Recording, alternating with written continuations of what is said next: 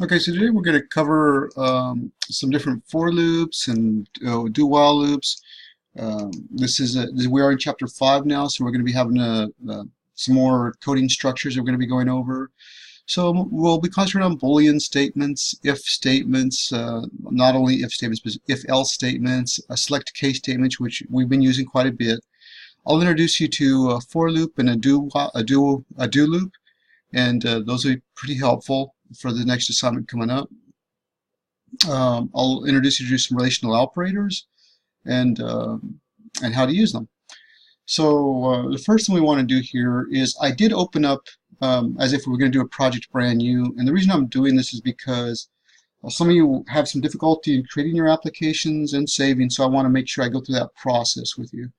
So when I first click on my new project and I come to this menu, I'm going to select the I want to make sure I'm in Windows. I want to make sure that I'm not in Visual C Sharp, but actually in our Visual Basic Windows where we want to be. And we're going to go ahead and this console application one will show up. I guess if we're doing a console app, do I want to do a console app with this? Let's see. One more here. I think I do want to use a console app just to do the demonstration, and just to remember that you can take almost anything that we make, we can create a function for it or a subroutine and some functions, and we can very easily import those into an actual Windows form application. So back to this on what we're doing at the moment. So new project comes up, console application one comes up. We don't want that. Delete that, and we want to put our name, and we want to put what it is we're building. So in this case, I'm going to do let's just do a chapter 5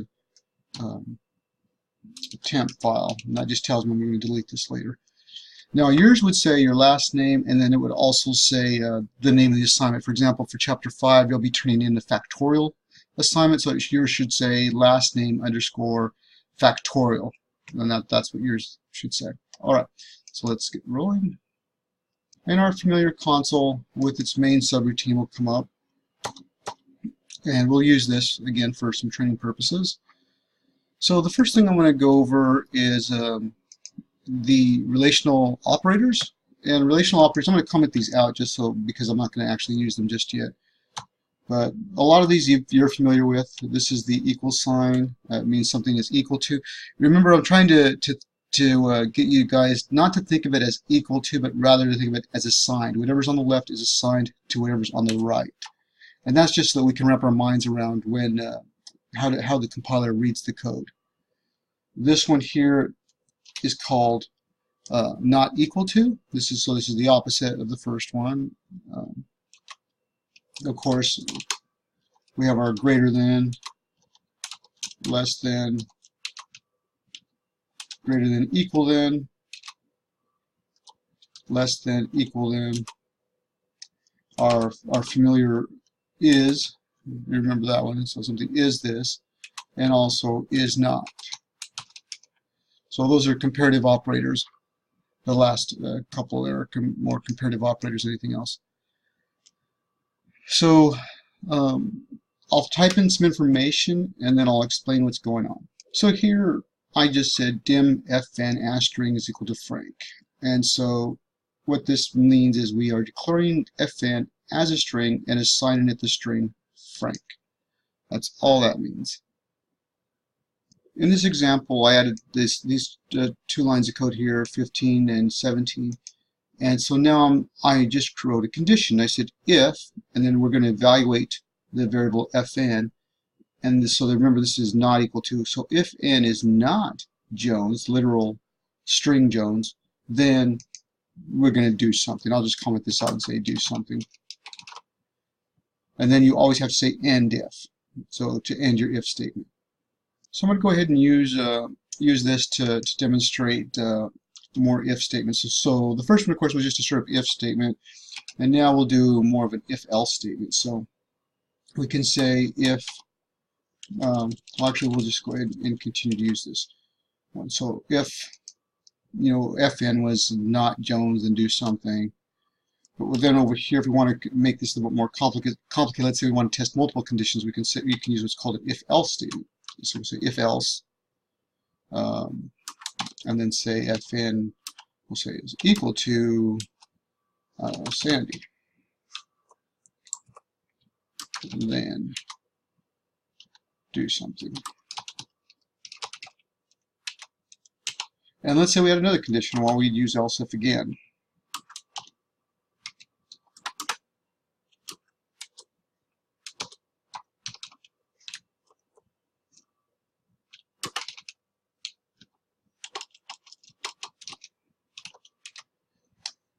And we always want to end these with an else. And then, so what the else does is it just catches whatever's not one of these things. So if it's going to fall through one of these, check, check, check, check. And then if it's none of that, nothing from above, none of those items check out, then do something else. And that's all that means. So here's our format for an if statement. If, then, else if, else if, else. In this case, we're checking 3 different conditions. If it doesn't fall under any of these 3 conditions, then do the last item. That's all that means. Another thing we can do too is we can do nested if statements. So for example, inside of this condition, let's say if it was not Jones, then do something. Inside of here, we can actually type in another if statement. So we can say, okay, if, and then we can check either the same thing or something else. So let me add a little more code and we'll make this. So I added line 15 up there, ln as Johnson. So now I'll say, okay, now if, and let's make this one equal to Jones. Well, actually, let's go with Frank. That makes more sense.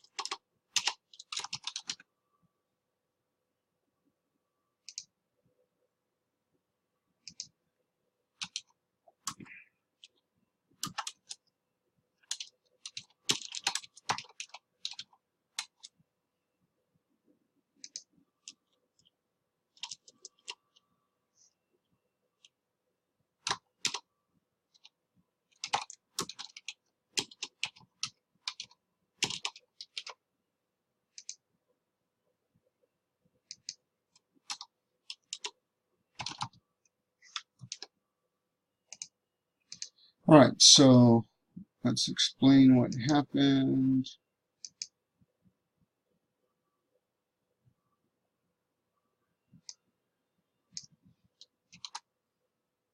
All right, so we have our conditions. We're going to check first name. So we have if, else if, else if, else.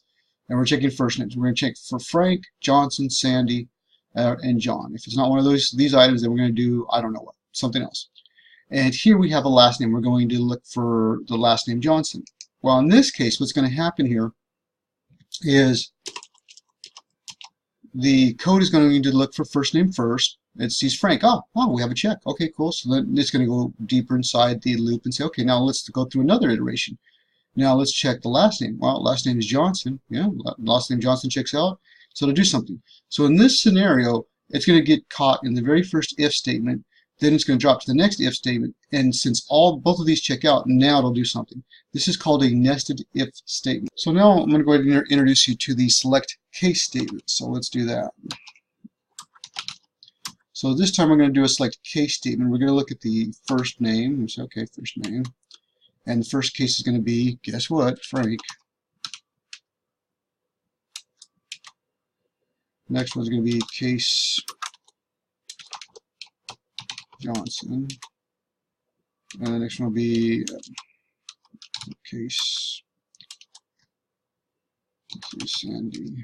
Oh, I did mess something up, but I'm going to fix that.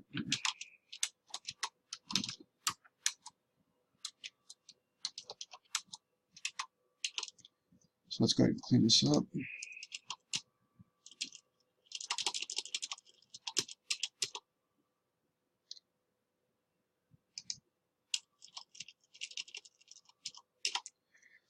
All right, so now the select case statement is doing the same thing our original if-else statement is. We're saying, okay, we're going to evaluate fn, and in the case that it's Frank, Sandy, and John. So it does the same thing as our original if-else statement else. I prefer select case statements because as you can see, they're visually cleaner. I just like that so much better.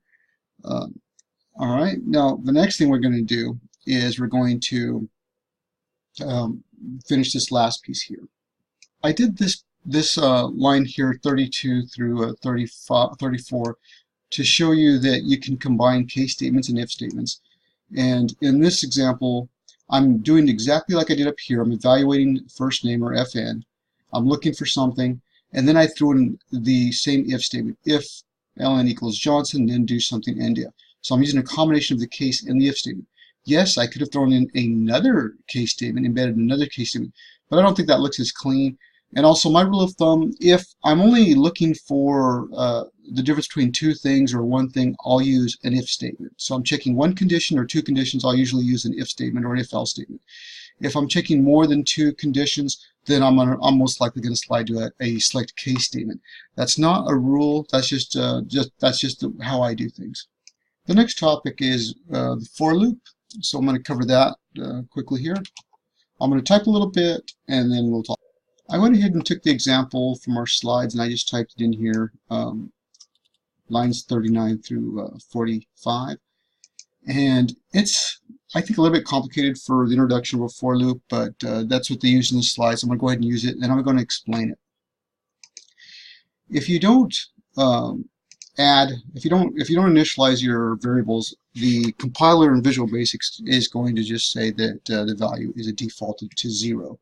So some here defaulted to 0. Yes, you could put the equal sign and assign it to 0, but this is how it's done. Now the for loop, it's saying for I, so we're going to take I right off the bat and say for I as integer, so as an int 16 is equal to 25. So we're starting at 25 to a minus 15. So the numbers between 25 and a minus 15, and we're going to step 10. So we're going to skip every 10th step. Is squared. So is squared, the variable is squared, is going to equal I squared to the second. And then we're going to sum that output. And then we're going to click next. And so what's going to happen is it's going to iterate from 25, and it's going to iterate down. So it's going to count down from 25 all the way to a minus 15 in increments of 10. That's what's going to happen there. And every time that happens, is squared is going to be equal to I. So 0, well, not 0, it's going to start at 25. So 25 square taken to the second power, and then minus a step of 10, and then that happens again. But our starting point is 25. Our end number is a minus 15, and the number of steps that we're skipping is 15. So 25 to minus 15, and then jumping down 10 every time. And then what's in the middle is what's actually happening. So a little bit complicated with a for loop, but this is just an example of something that you can do in a for loop. In this case, we're counting down. Usually in ours, we're going to be counting up. So for counting up, this would be a 0. And then up here, this upper limit would be where we're going to stop. So 25, 30, so whatever. And typically, our steps, we won't have a step because we're going to iterate through every single iteration. A lot of times we'll use for loops for retrieving stuff from an array or a list, or inputting them into an array or a list. So pretty handy. Another type of loop that we can use is called a do loop, and that's just we start with do, and in our case we'll say I as 16 maybe. So we'll fix. So what we did here on lines 47 through 50 is an example of a do loop.